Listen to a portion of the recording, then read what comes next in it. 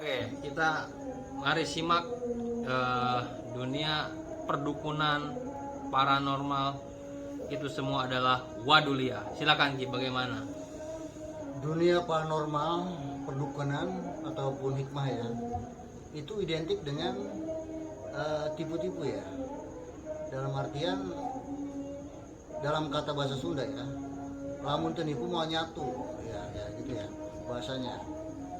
Karena di sini rata-rata ya, seorang dukun paranormal atau hikmah itu pasti akan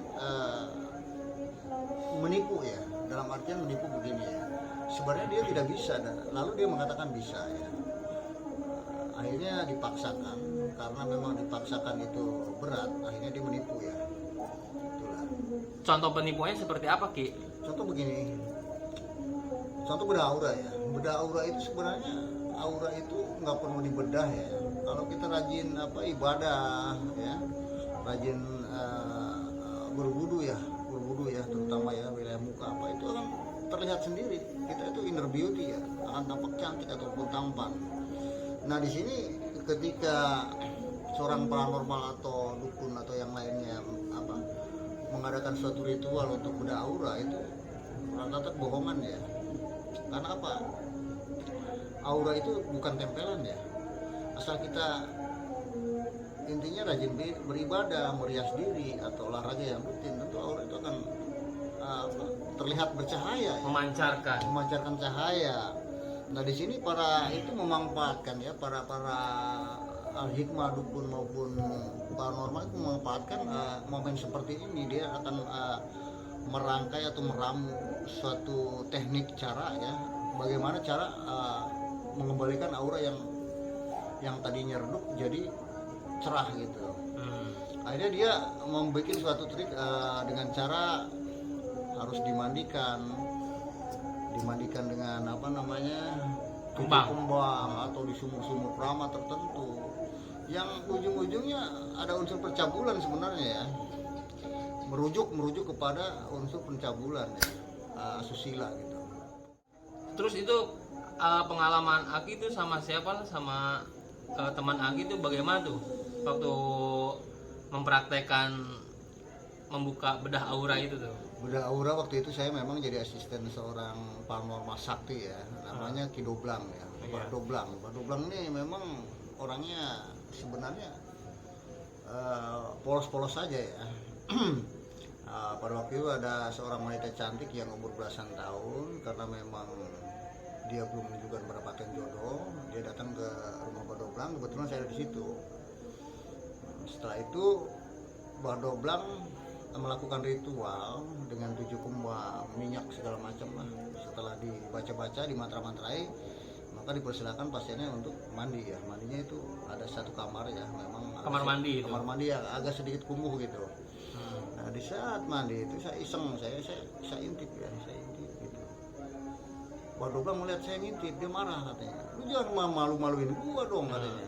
Terus Sini bah, tengok dulu, ini bagus bah. Akhirnya si Abah itu ikut mengintip juga. Oh iya, lu bisa aja katanya. Setelah pasien itu mengetahui kalau dia diintip, besoknya kabur, dia nggak datang lagi, ya kapok gitu. Dan itulah praktek-praktek paranormal dukun atau segala macam sejenisnya yang memang merujuk kepada unsur pencabulan. Itu pun kalau yang datang yang mungkin yang cantik ya, kalau yang jelek nggak bakalan ya, perasaan gitu, biasa-biasa aja. Terus selain kejadian itu ada lagi nggak Ki kisahnya, pengalaman? Ada juga itu yang membuka praktik seperti itu, namanya Mbah Rebus ya. Mbah Rebus ini mendiami satu makam keramat yang dia rancang tempat-tempatnya. Ada tempat bersemedinya, ada tempat mandinya, yang begitu memang terlihat begitu angker ya. Sengaja gelap seperti lampu-lampu diskotik gitu ya, gelap gitu untuk supaya pasiennya lebih yakin dan percaya. Dan ternyata itu merujuk juga kepada pencabulan sebenarnya, memang pornografi gitu. Modus pencabulannya seperti apa itu Ki? Jadi setiap pasiennya itu dihadapkan pada satu tungku ya, satu pohon yang besar. Awalnya dia tertidur suruh tidur dulu sambil doa-doa, dia berada kalau di sampingnya. Nah ketika mulai begitu dia mulai meraba-raba, dia wah ini kayaknya barang bagus gitu. Setelah kelihatan seperti itu dia baru punya siasat lagi untuk supaya si perempuan tersebut mandi ya. Setelah mandi memang di tempat mandi itu ada juga satu dipan tidur ya, tempat tidur ya. Nanti setelah mandi kamu harus tertidur di sini sampai subuh. Jika ada sesuatu yang meraba itu kamu biarkan saja, berarti keinginan kamu akan berhasil. Dan saya penasaran, waktu dia meraba-raba saya gebah aja, boy gitu, dia marah dia langsung. Kamu pergi katanya, ke sini lagi katanya. Waduh, rese kamu katanya. Bukannya mau mencari syariat, kamu nih bikin rese aja. Pesan-pesan moral saya ya, kalau memang kita bermasalah atau punya urusan yang memang sulit, itu jangan mendatangi tempat-tempat seperti itu ya.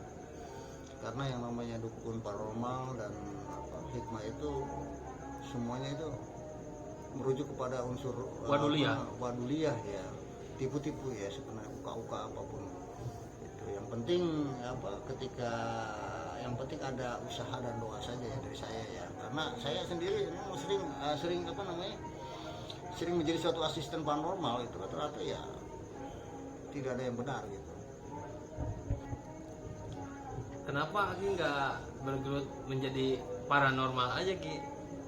Saya sih lelah sebenarnya ya, karena saya merasa pribadi saya itu banyak menipu orang gitu, banyak bohongin orang. Saya jadi merasa berdosa ya, karena ya kasihan kadang-kadang orang datang ke situ kan diusahain dia minjem duit dari tetangganya atau keluarganya atau dari bank hanya untuk ya mengadakan suatu ritual yang nggak jelas, yang nggak masuk akal ya, yang masuk akal gitu, yang nantinya terjerumus ke lembah yang lebih dalam, lebih menyesatkan. Gini Ki, apakah ada orang yang datang ke tempat tersebut hajatnya terkabulkan seperti perjodohan gitu Ki? Sebenarnya kalau penampilannya kurang menarik itu lama juga dapat jodoh ya. Kecuali kalau yang penampilannya menarik, cantik, itu cepat dapat jodoh. Karena apa? Dia mensiasati suatu tempat. Jika kamu ingin mendapat jodoh, kamu harus berada di satu jembatan ini. Nanti ada yang datang menggunakan baju merah, dan ternyata yang datang itu dukun itu juga, dia juga ya cepat. Makanya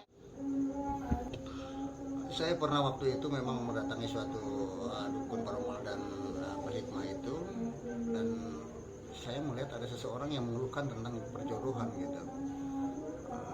Si paranormal itu mengatakan nanti kamu tunggu di satu jembatan, nanti kalau ada orang yang pakai baju merah, itulah jodoh kamu. Nah momen seperti ini saya masih manfaatkan. Pada suatu hari ya saya menggunakan baju merah, bersembunyi di samping jembatan. Ketika wanita itu datang, karena saya langsung muncul, dan ternyata wanita itu mengenal saya, ini Ateng katanya gitu. Nah setelah saya ngobrol ya, ada terjadi komunikasi, tiba-tiba muncul lagi dari semak-semak si dukun itu juga pakai baju merah, ya itu gagal lah gitu.